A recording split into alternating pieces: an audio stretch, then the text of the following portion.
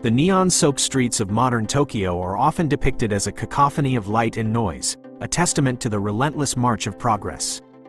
Yet, in Dave Boyle's House of Ninjas, which surfaced on Netflix in 2024, the city is merely a thin veil stretched over an ancient, pulsating darkness. This is not the flamboyant, comic book ninja tale of historical fantasy. Rather, it is a somber, deeply textured exploration of the collateral damage caused by tradition. To understand House of Ninjas is to step into a world where silence is a weapon, and the most dangerous battles are fought within the confines of a dysfunctional family dinner. The story anchors itself in the lives of the Tawara family, the last descendants of the legendary Hattori Hanzo. On the surface, they are struggling to maintain a failing sake brewery, a metaphor for their own diluted relevance in a world that has forgotten how to look into the shadows.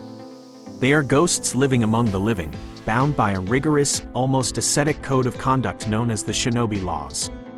These laws, forbidding the consumption of meat, the indulgence in alcohol, and the pursuit of romantic love, serve as a constant reminder that they are not human beings, but tools of the state. The brilliance of the series lies in how it frames these ancient restrictions as a form of psychological trauma. We see a family not of heroes, but of repressed individuals suffocating under the weight of an invisible heritage. Tsuchi, the patriarch, clings to the hope of a normal life with a desperation that borders on the tragic. He wants his children to be clerks and students, yet he resides in a house filled with hidden passages and lethal secrets. His wife, Yoko, finds her outlet for her suppressed lethality in the mundane, turning a simple trip to the supermarket into a masterclass in stealth and shoplifting, not for the gain, but for the thrill of the hunt. This domestic friction provides the series with its unique heartbeat. It is a spy thriller that breathes through the lungs of a family drama. The tension is never just about whether a mission will succeed, but whether the family can survive the truth of who they are.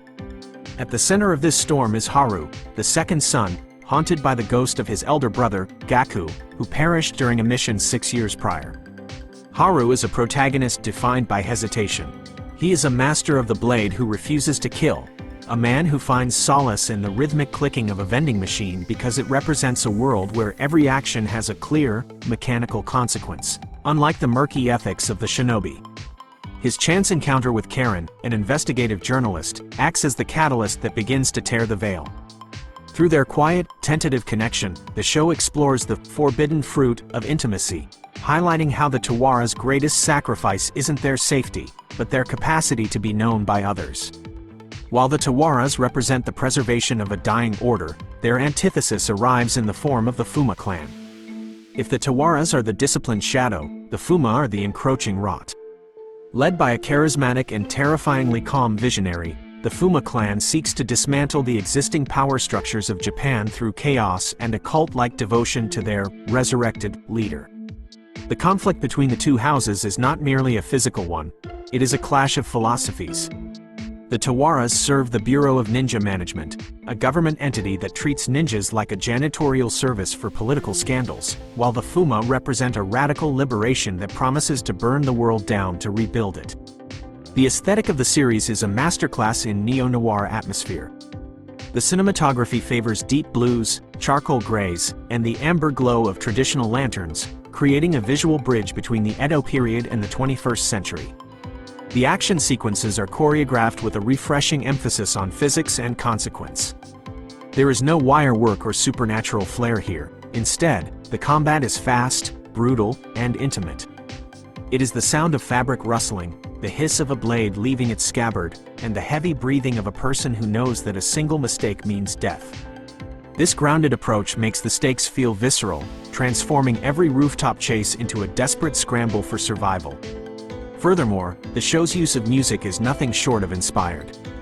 The juxtaposition of 1960s British rock, specifically the melancholic, whimsical tracks of the Zombies, against the backdrop of ancient Japanese espionage creates a haunting, surreal quality. It emphasizes the Tawara's displacement in time. They are listening to the echoes of a world they can never fully join. When Our Year plays over a sequence of familial longing or violent confrontation, it highlights the irony of their existence. They are protectors of a society that offers them no place to call home. As the narrative unfolds, the mystery of Gaku's death becomes the gravity well that pulls every character toward a shattering conclusion. The revelation that the past is not dead, and in fact, is actively hunting them, shifts the series from a character study into a high-stakes conspiracy thriller. The B&M is revealed to be just as manipulative as the enemies they hunt, treating the Tawara family as disposable assets. This realization forces the family to confront the ultimate question: is loyalty to a tradition worth the destruction of the self? The grandmother, Taki, serves as the silent observer and the keeper of the family's true edge. She is a reminder that the old ways were never meant to be comfortable. They were meant to ensure survival at any cost. Her presence anchors the show in the reality of the shinobi's dark history, acting as a foil to Tsuchi's wishful thinking. Meanwhile, the youngest daughter, Nagi, represents the modern evolution of the craft. Her use of social media and modern technology to practice her art shows that while the tools change, the impulse to remain hidden and superior remains constant.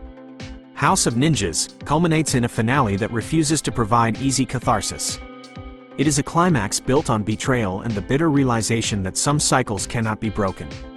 The final transformation of the Tawara family is not a return to glory, but a descent into an inevitable darkness.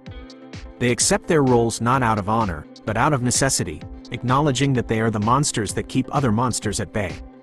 The show ends on a note of chilling ambiguity, suggesting that the house is no longer a home, but a fortress of eternal vigilance. Ultimately, Dave Boyle has crafted a narrative that transcends the tropes of the ninja genre. He has created a haunting meditation on legacy and the invisible threads that bind us to our ancestors.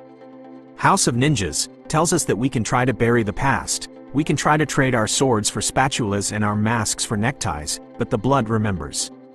In the quiet moments between the clashing of steel, the series asks us what we lose when we choose to live in the shadows, and whether the light was ever truly an option for people born of the night. It is a sophisticated, moody, and deeply moving piece of television that proves the most effective way to see the truth of a culture is to look at what it tries most desperately to hide.